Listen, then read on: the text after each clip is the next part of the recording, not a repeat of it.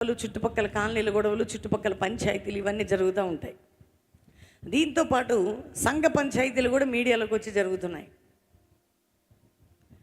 ఆ సేవకుడు ఏమనంటే ఈ సేవకుడు వెంటనే మాట్లాడాలి, మళ్ళీ వీడియో పెట్టుకొని. ఆయన తిట్టాడు అనుకోండి, వీళ్ళు ఇంకా మేము తప్పు చేయలేం, మేము కరెక్ట్ వాళ్ళం. మన నిజాయితీ మనం నిరూపించుకోని అవసరం లేదు.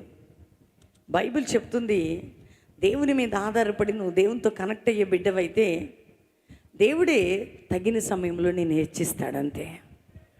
మనకి శత్రువులు ఉంటేనే మనం ఉన్నతంగా వెళ్ళగలుగుతాం. గాయం ఉంటేనే, చెప్పండి, బాధ కలిగితేనే ఆ నొప్పి తర్వాత ఆశీర్వాదం ఉంటుంది.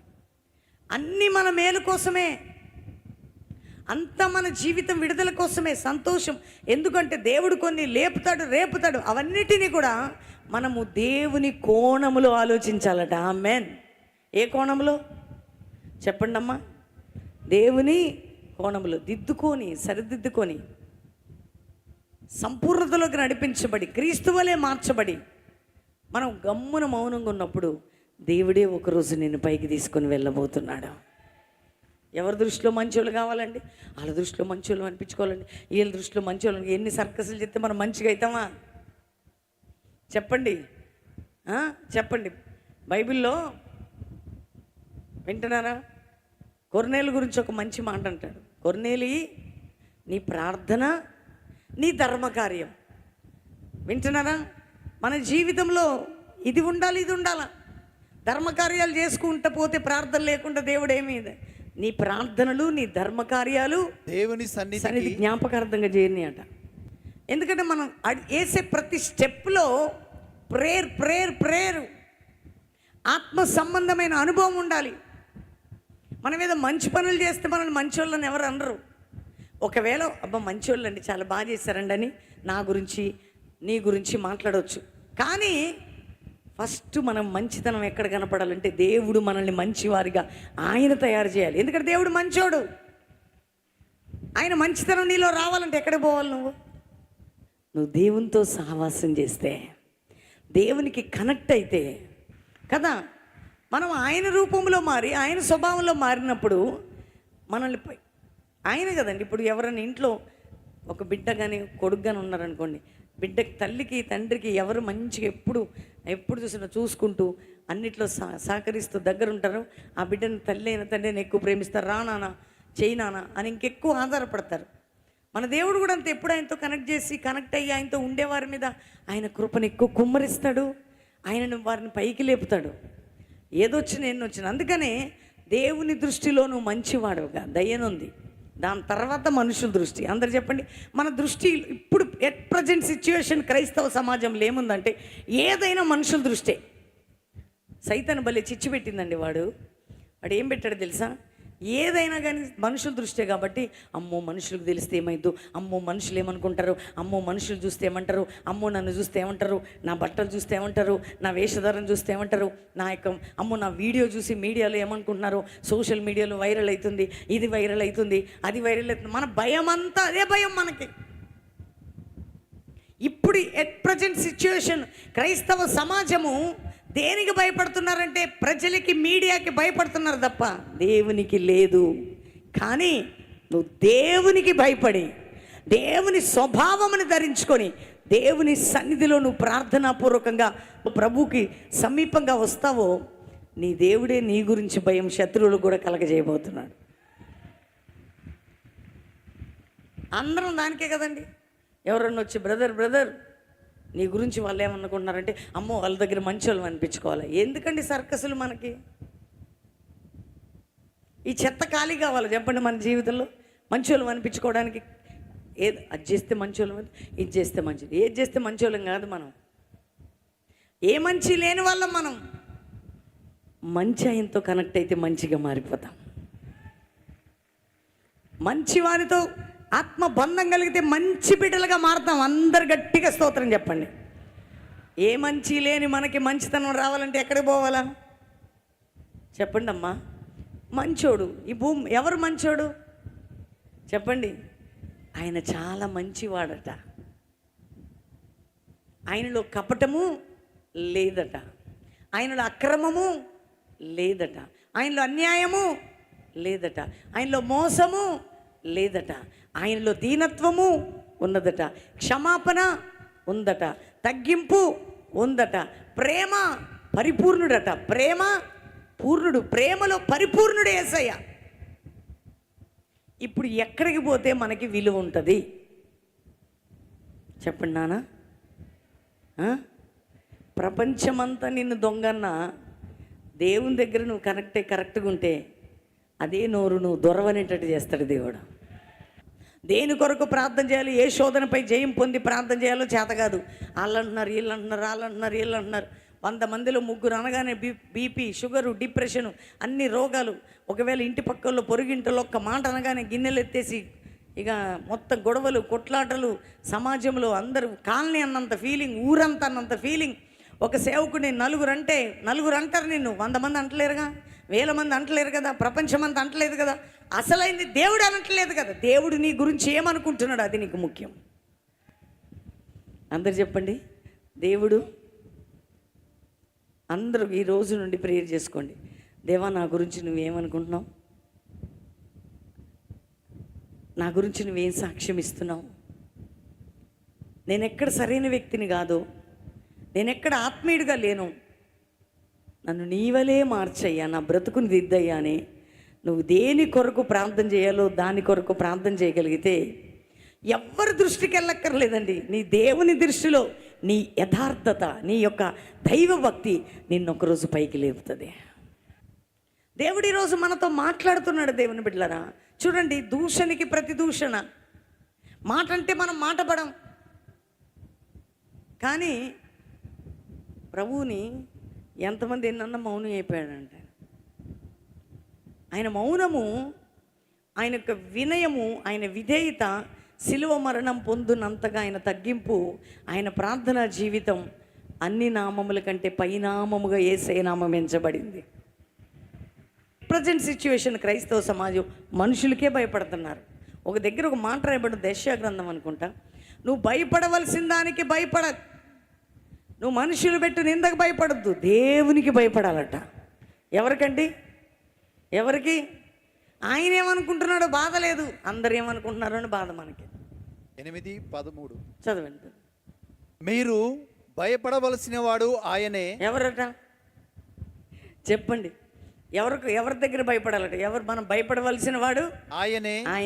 ఆయన కోసరమే దిగులు పడవలెను. అప్పుడు ఆయన మీకు పరిశుద్ధ స్థలముగా ఉండను. కానీ ఒక దగ్గర ఉంటుందండి, ఇంకొక వర్డ్ ఉంటుంది, మీరు భయపడవలసిన వానికి భయపడాలా.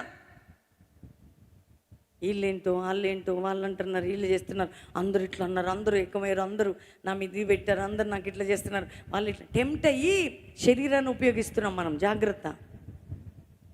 టెంప్ట్ అయిపోయి మేమైనటువంటి ఆ అనుభూతిలోకి వెళ్ళకుండా లోకపరంగా మనకు వాళ్ళు తెలుసు, మనకి వీళ్ళు తెలుసు, మనం అంటే మనం వేస్తే ఎంత వాళ్ళెంత వీళ్ళెంత ఇరికిస్తాం, తగిలిస్తాం, రోడ్డు ఎక్కిస్తాం కదా, అన్నీ చేసేస్తాం. అన్నీ నువ్వు చేస్తే దేవుడు గమ్మును కూర్చొని ఉండటానికి ఆయన మౌనంగా ఉంటాడు అనుకుంటున్నావా? నువ్వు చేయాల్సిన పని, నేను చేయాల్సిన పని, శరీర కార్యాలను జయించి ప్రభు కృప పొంది మనల్ని మనం తగ్గించుకొని ఆయన పాదాల చెంత గడిపినప్పుడు దేవుడు మన పక్షముగా యుద్ధము చేయబోతున్నాడు. అందుకని చాలామందికి తెలియదండి, నోరు తెరిస్తే మాట్లాడేస్తూ ఉన్నారు. నీవు చాలా ఓపిక ఉండాలి. అందుకని మీకు పేతురు రాసిన పత్రికలు ఇప్పుడు దూషణకి ప్రతి దూషణ పలకొద్దు. మరి ఏం చేయాలట? మీరు ఏం చేయాలి? దూషణకు ప్రతి దూషణను చేయక తర్వాత ఏం చేయాలి? మరి దీవించుడి. ఏం చేయాలండి చెప్పండి? దీవించుడి. గట్టిగా చెప్పండి, ఏం చేయాలి? దీవించుడి. అన్నోళ్ళందరినీ దీవిస్తా పోండి, తిట్టినోళ్ళందరినీ బ్లెస్సింగ్ బ్లెస్సింగ్ బ్లెస్సింగ్ బ్లెస్సింగ్ అనండి. ఎందుకో తెలుసా? మీకు ఇది కూడా చెప్తున్నా. నువ్వు దీవిస్తావో, నువ్వు ఎవరిని బ్లెస్ చేస్తావో ఆ బ్లెస్సింగ్ రిటర్న్ నీకు రాబోతుంది. ఎవరినైనా శాపనార్థాలు పెట్టావంటే వద్దు.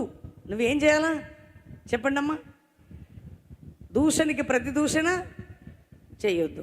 మళ్ళా మాట్లాడుకుంటేనే దేవుడు దీవించను కాకంటే కుదిరిద్దా? కాదు. నిండు మనసుతో హృదయపూర్వకంగా టెంప్టేషన్ ప్రార్థనలో మోకరించి మనం ఏం చేయాలంటే దేవా ఈ వ్యక్తి ద్వారా నా మనస్సులో ఎప్పుడు చూసినా నువ్వు ప్రార్థన మోకరించగానే వాళ్ళు అన్న మాటలు, వాళ్ళు తిట్టిన తిట్లు, ఇలా చేసిన పనులు, ఇలా అన్న, అందుకని దానియేలు మోకరించగానే ఫస్ట్ మాట ఏమన్నాడంటే వాళ్ళని వీళ్ళని తిట్టకుండా మేమే తప్పు చేసాం, మేమే పొరపాటు చేసాం, మేమే ప్రవక్తల మాట వినలే, మేమే వ్యతిరేకంగా చేసాం, అసలు మేమే ఇట్లా చేసామని ఒప్పుకొని దేవుని కనికరాన్ని కోరాడు ఆయన. మనమైతే వాళ్ళు ఇట్లా చేశారు, వీళ్ళు అట్లా చేశారు, నేను ఇట్లా చేయలే, నేను మంచోడిని, నేను మంచిదాన్ని, వాళ్ళ వల్లనే వీళ్ళ వల్లనే అయింది, అది అట్లయింది, నాకు అప్పు కావడానికి కారణం నా భర్త తరపున వాళ్ళే, మా అక్క తరపున వాళ్ళే, లేకపోతే మా ఇంటి వాళ్ళే, లేకపోతే నా కుటుంబ సభ్యులే అని 100 ఏకర్లు పెడితే దేవుడు అంటాడు గమ్మునుండమంటాడు. కంప్లైంటింగ్ మైండ్. వింటున్నారా? మన లైఫ్ చేంజింగ్ జరగాల. అందుకని దానియేలు అంటాడు, అయ్యా మేమైతే అంటాడు, ఏమంటాడు తెలుసా? మేమైతే తప్పు చేసిన వాళ్ళం, పాపం చేసిన వాళ్ళం, మేమైతే నీ సేవకుల మాట వినని వాళ్ళం, మాకు ఈ శిక్ష కరెక్ట్ అంటాడు ఆయన. ఎవరు అంత ఆత్మీయుడు, ప్రార్థనాపరుడు? ఎందుకు అంటే దేవునికి ఇష్టమైంది ఏంటంటే మనం కంప్లైంట్స్ ఇవ్వడం కంటే మనం వెళ్ళి దేవుని సన్నిధిలో దిద్దుకొని ఆయన పాదాలు పట్టుకోవడం మంచిదే. వింటున్నారా? ఈ రోజుల్లో క్రైస్తవ సమాజం ఎటుపోతున్నామో ఏంటో మన బ్రతుకులు. 9వ అధ్యాయం మీరు చదివితే దానియేలు గ్రంథంలో 3, 4, 5, 6, 7, 8 అన్నవే ఉంటాయి. మేము తప్పు చేసాం, మేము పొరపాటు చేసాం, నువ్వు కనికరం కలిగినోడివి, నీ నీతిని బట్టే నీ సన్నిధికి వస్తున్నాం, మేము మంచోళ్ళం కాదయ్యా, నువ్వు మంచోడవయ్యా, మేమే తప్పు చేసామయ్యా, పిల్లలు లేరని వాళ్ళు అన్నారయ్యా, పెళ్ళి కాలేదని వీళ్ళు అన్నారయ్యా, వాళ్ళు చేస్తున్నారయ్యా, మొత్తయ్యా వాళ్ళని ఏమంటారండి? మొత్తు, బాగా మొత్తు అంటారు. ఎవరిని మొత్తొద్దు, ఆ మాటలు అనకండి.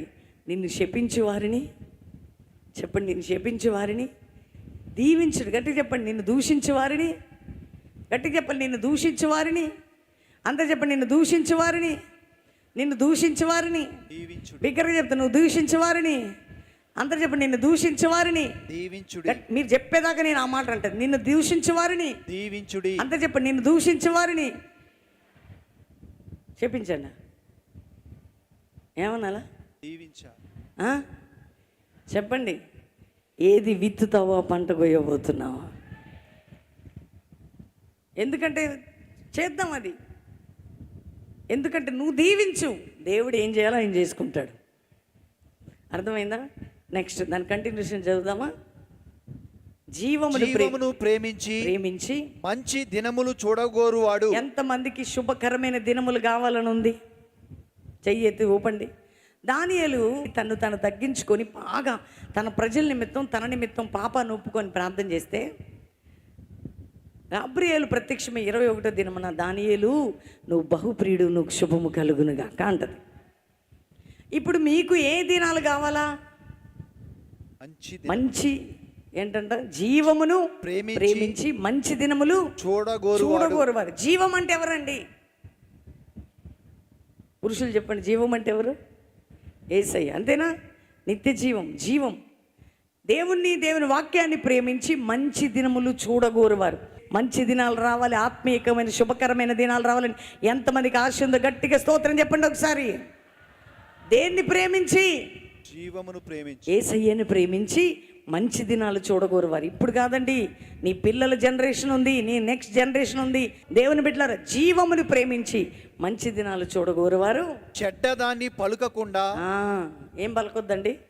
దేవుని సందులోకి వచ్చి గొనగా సనగా తిట్ట చెయ్య, అక్కడ ఏముందంటే మంచి దినములు చూడగోరువారు. చెడ్డ మాటలు పలుకకుండా తన నాలుకను కపటపు మాటలు చెప్పకుండా, కపటమైన మాటలు చెప్పకుండా పెదవులను కాచుకొనవలెను. నమ్మో, అందుకని నాలుక, ఈ పెదవులు పరిశుద్ధాత్మ అగ్నితో కాల్చబడాలా.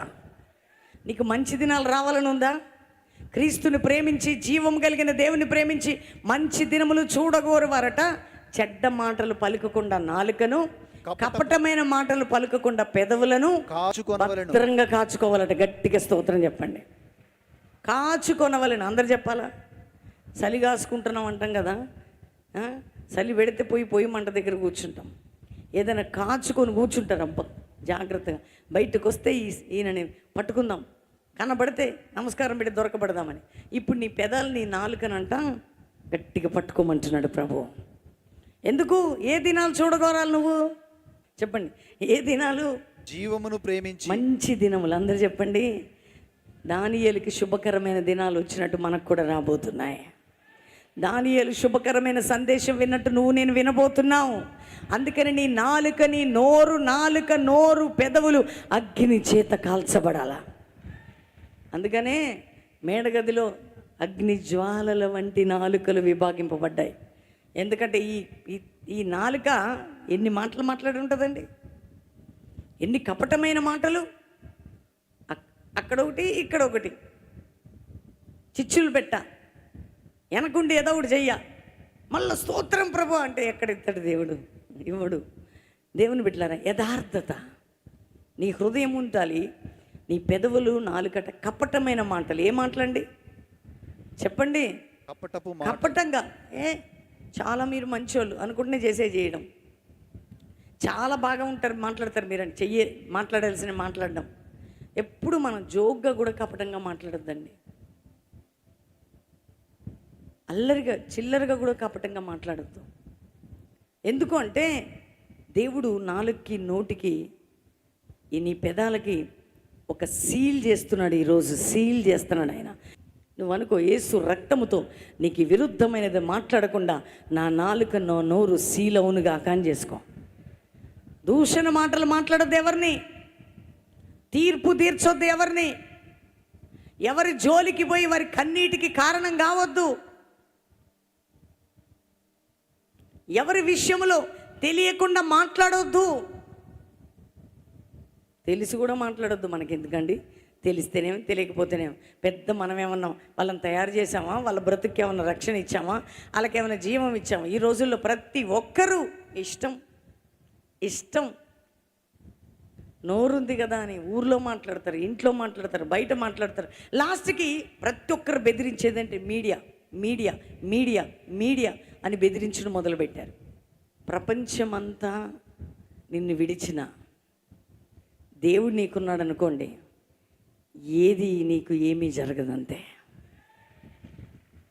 10,000 మంది వచ్చి నీ మీద పడ్డా ఏ అపాయము, నీ ప్రక్కలో పడ్డా ఏ అపాయం నీకు రాదు. ఎవరు నిన్ను ఎన్ని రీతిలుగా చేసినా దేవుడు నిన్ను ఎన్నుకుంటే 1000 మంది బురద జల్లినా ఆ బురద నుంచి లేపుతాడు దేవుడు నిన్ను. ఒకవేళ విశ్వాసిగా ఈరోజు నువ్వు బ్లేమింగ్ నిందలతో ఉంటే క్షమించు వారిని, బాధ పెట్టు వారిని, దీవించు. కానీ దేవుడు ఒక టైం ఇస్తాడు, దేవుడు నిన్ను పైకి లేపుతాడు. తండ్రి, ఎంతమంది బిడ్డలు పశ్చాత్తాపడుతున్నారు, ఏడుస్తున్నారు, జీవితాలు దిద్దుకుంటున్నారు. క్షమించు దేవా, మన్నించు తండ్రి. ఒక్కొక్క బిడ్డ నీ కొరకు సిద్ధపడడానికి సహాయం చేయండి. ఈ దినాలు మాకు దిద్దుబాటు, పరిశుద్ధత, నీ మనసు, నీ స్వభావము, నీ కృప మా అందరిపై దిగి రావాలయ్యా. ఇది వింటున్నవారు, వినబోతున్నవారు అందరూ కూడా క్రీస్తు వలె మార్చబడుదురుగాక. ఆ స్వభావం మాకుండునుగాక. మా బ్రతుకు దినములన్నీ కృపయు క్షేమము చూచుదము గాక. మమ్మల్ని మీ చేతికి అప్పగించుకుంటూ యేసునామములో అడుగుచున్నాము తండ్రి, ఆమేన్. కూర్చుందాం. ప్రాముఖ్యమైన ప్రకటనలు దేవుని బిడ్డలారా, ఈ యొక్క ఆరాధనలు, ఉదయకాల ఆరాధనలు అందరూ కూడా వినండి, చూడండి. 21 దినం ప్రార్థనలు మీరు కుటుంబాలుగా పాలు పొందండి. దేవుని కృపని అధికంగా పొందండి. ఎందుకంటే 3 వారములు దానియేలు చేసినట్టు మనం కూడా ప్రార్థనలు చేద్దాం, ప్రభు శక్తిని పొందుదాం, ప్రభు సహాయం తీసుకుందాం. కాబట్టి ఈ లైవ్ అందరికీ షేర్ చేయండి. వర్తమానాలు, ఉదయకాల ప్రార్థనలు అందరూ లైక్ చేసి షేర్ చేయండి. ప్రిపేర్ అవ్వండి. ఈ యొక్క ఉదయం, సాయంత్రం లైవ్లో ప్రార్థనలో కుటుంబాలుగా పాలు పొందండి. స్పాన్సర్ చేసేవారు దేవుని పని నిమిత్తం, మందిరం నిమిత్తం మీరందరూ స్పాన్సర్ చేయడం ద్వారా దేవుని పరిచర్య అధికంగా జరుగుతుంది. అంతేకాకుండా పేరున దేవుడు ఆశీర్వదిస్తాడు. క్యూఆర్ కోడ్, యూపీఐ నెంబర్ అక్కడ ఇస్తున్నారు. స్పాన్సర్ చేసేవారు మీరు అనేక మంది ఇచ్చుటకు సిద్ధపడి, ప్రేరేపించబడి దేవునికి ఇచ్చి దేవుని రాజ్యాన్ని చూడండి. మూడవదిగా ఎంతమంది లైవ్ చూస్తున్నారు, దేవునికి ఇచ్చుటలో ఉన్నటువంటి కృప పొందుదాం. దేవుని మహిమార్థమై మనం అందరం కలిసి ప్రార్థన చేద్దాం. 24వ తారీఖు 21 దినం 21వ దినం 24 వస్తుంది. 24 ఉదయం 9 నుండి సాయంత్రం 9 అగ్ని సదస్సు, దైవజనులు దైవజనరాలు. మనం 21వ దినం ఎట్లా ముగిస్తూ పోతున్నామంటే సేవకులు సదస్సుతో, దైవజనరాలు సదస్సుతో, అంతేకాక మీరు కూడా ఇక్కడికి వచ్చి పాలు పొందాలి. లైవ్ చూసిన అద్భుతంగా 21 దినం విడుదల చూస్తాం, విడుదల పొందుతాం. 21 దినం 3 వారాల ద్వారా 24 అగ్ని సదస్సు, దైవజనులు దైవజనరాలు కుటుంబాలుగా రండి. బెల్లంపల్లిలో చివరి దినం అద్భుతమైన అభిషేకముతో మనందరం కూడా దీవించబడి ఆశీర్వదించబడదాం. నెక్స్ట్ ఏంటంటే